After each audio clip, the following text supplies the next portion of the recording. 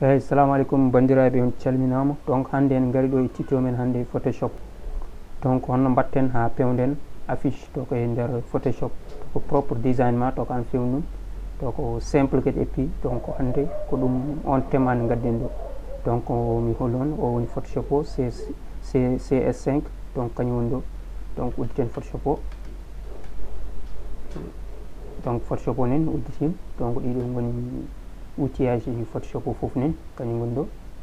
donc jehen gadden photo mo jiɗɗen o wadde affiche. donc ordinateur o nen e document ji ma photo ji fichier ji. donc ƴetten ngoɗo photo ƴeewen hono mbatten ni. donc nen ok, joni photo ngo nen. donc pour mbaɗa affiche, pour découpa photo ngo, itta oɗo fo gadda fond goɗɗo mbaɗa hen. il faut ko ngara ɗo oɗo bic oɗo mbatta ko p, sa lam ñoƴƴa peyoɓol ma ara. sa ñoƴƴi peyoɓol joni arat direct ma ɗo. donc sa ñoƴƴi peyo ha paari pour mo wonna photo ngo ha mbawa ɗum yiide. après ñoƴƴa f joni affaire o mo woni joni. après zooma photo ngo, mbaɗa alt, après ñoƴƴa walla mbaɗa contrôle plus pour zooma ɗum. joni en zoomii photo ngo ew. joni en zoomii photo ngo, joni découpen photo ngo joni. ew puɗɗiɗen par ɗo wonno yaaj découpage ni.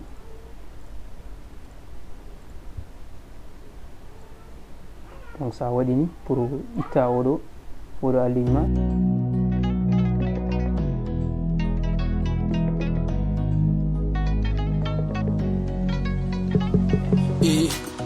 min toñma yaafo jarani kada lawo yidde min ɓuri ɗo min ɓurti joni. ɓurti joni pour duttoɗa mbatta contrôle alt z pour mbawa ruttade caggal.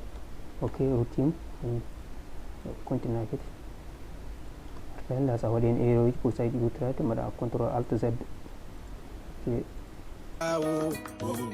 yidde min ɓuri ɗo ko zooma photo ngo, sa zoomi ɗum ndem sa wawa zoomide photo ngo pour haɗɗo noon pour coupage ma wasa wadde tâche uji en wasano wadde fond gon caggal o pour coupage ma laaɓa. des fois yimɓe mbaɗa to coupage men manque laaɓi. sa ƴeewi photo ngo aɗa anda vraiment en heddi ɗum wonde professionnel. donc to zooma ha mbawa yiide ɗum normal quoi no hani. toñma yaafo jarani kada lawo yidde min ɓuri ɗo yaafo mi yaafo. contrôle moy pour duttina zoom o caggal. sa yiɗi ruttini mbatta contrôle moy. donc kuppi ɗum foof fayi. donc kuppi ha tarti joni mbaɗa effort art. joni arti.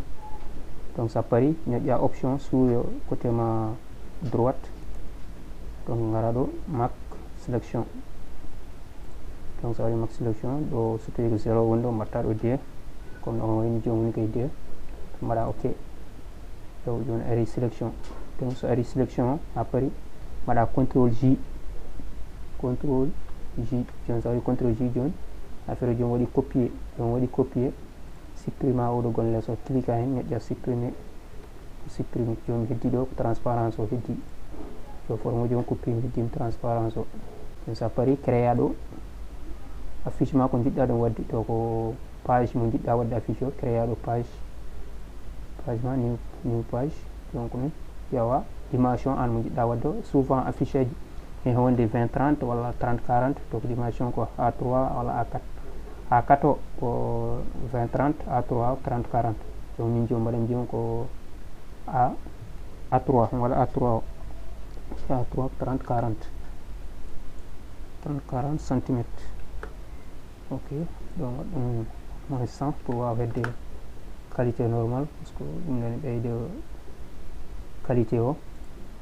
donc ari normal no paari o joni photo ngoni gadda tellina o ɗo. joni powa ɗo photo ngo. ok joni photo ngoni joni pour usta photo ngo walla mo wonna ɗum ɓeyda walla usta. pour usta il faut ko ñoƴƴa noon shift o ñoƴƴa sarfoɗo hoto foɗiri. sa ñoƴƴani shift o ayi no wawi déforme no wawi famɗa.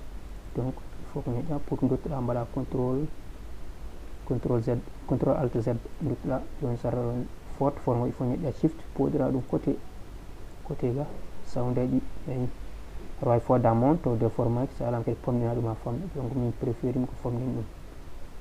Ok, joni en designa ƴewa an design ma fo mo jiɗɗa wadde oɗo joni to oɗo jiɗɗa wattude fo kannaro cliquan deux fois jungo ma arjaden holto gaño men ala jidde wona weli yida ko ɓerdam suuɓima darogami haaldema ɓernde lamde mi famminma komi tampuɗo pour heɓdema wadde weɓatami woppuma darogami haaldema ɓernde lamde mi famminma komi tampuɗo pour heɓdema wadde weɓatami woppuma min toñma yaafo jarani kada lawo yidde min ɓuriɗo yaafo mi yaafo min toñma yaafo jarani kada lawo yidde min ɓuriɗo yaafo mi yaafo yaafo mi yaafo so mi yaafnima yaafo yaafo mi yaafo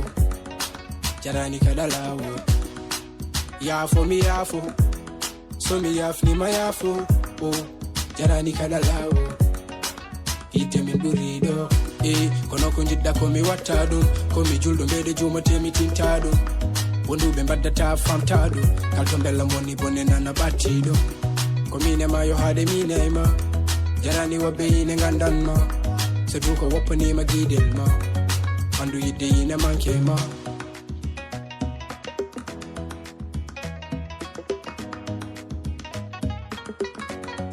andu yidde yine manque ma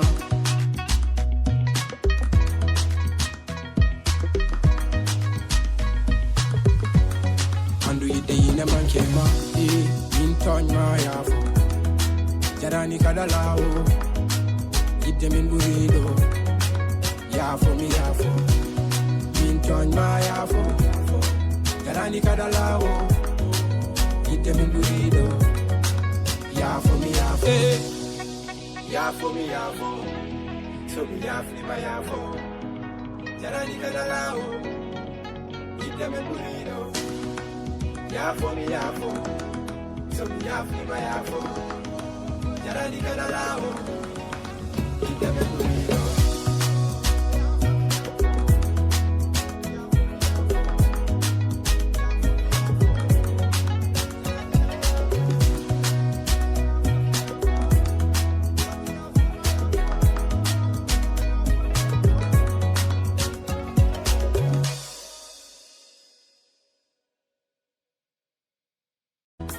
jarani kada lawo yidde min ɓuriɗo yaafo mi yaafo jungo ma arjaden holto gaño men ala jidde wona weli yida ko ɓerdam suuɓima darogami haaldema ɓernde lamde mi famminma komi tampuɗo pour heɓdema wadde weɓatami woppuma darogami haaldema ɓernde lamde mi famminma komi tampuɗo pour heɓdema wadde weɓatami woppuma min toñma yaafo jarani kada lawo yidde min ɓuriɗo yaafo mi yaafo min toñma yaafo jarani kada lawo yidde min ɓuriɗo yaafo mi yaafo yaafo mi yaafo so mi yaafnima yaafo yaafo mi donc affiche men gasi